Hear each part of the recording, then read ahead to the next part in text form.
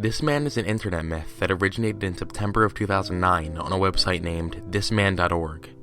The website claims that in 2006, a patient of a psychiatrist in New York drew a picture of this man and said he's been appearing in her dreams. She says on several occasions he has given her advice, but she's never seen him before in real life. The psychiatrist kept the picture on his desk for a few days until another patient recognized the man as appearing in his dreams, yet he's never seen him in real life. Within just a few months, 4 additional people recognized this man in the picture. Everyone simply refers to him as this man.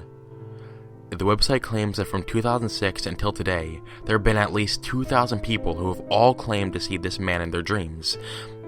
These people are very diverse, ranging from Los Angeles, Berlin, Sao Paulo, Tehran, Beijing, Rome, Barcelona, Stockholm, Paris, New Delhi, and Moscow.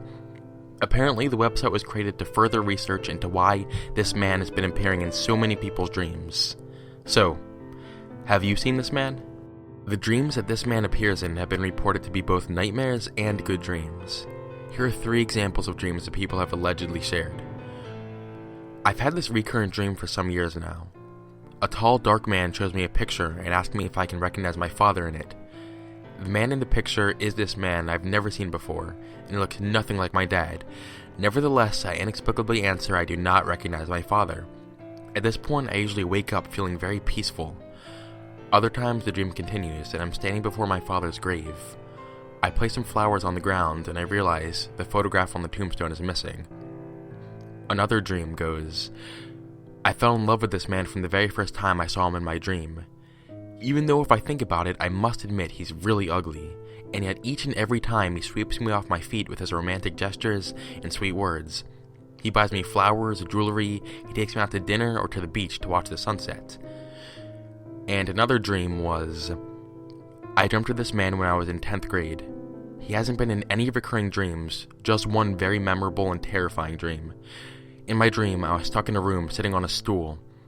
A few feet away from me, there was a television set.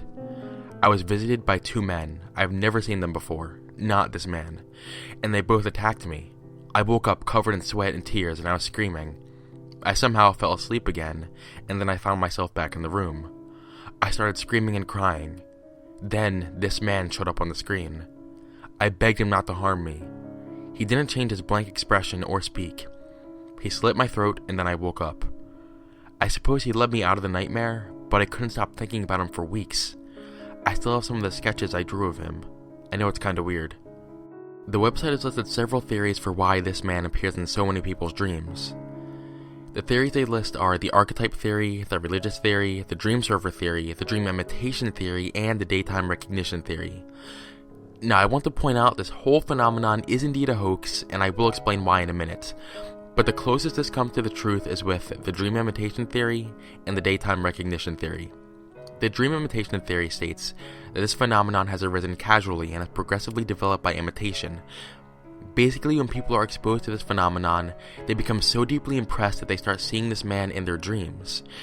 The daytime recognition theory states that the apparitions of this man are purely casual.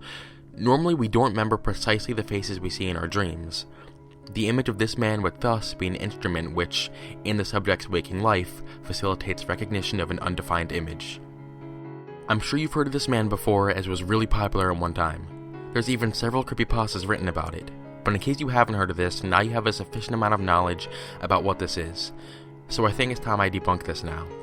I first want to say that if you believe you have seen this man in your dreams, it's probably just because of the fact that we don't clearly remember the faces we see in our dreams.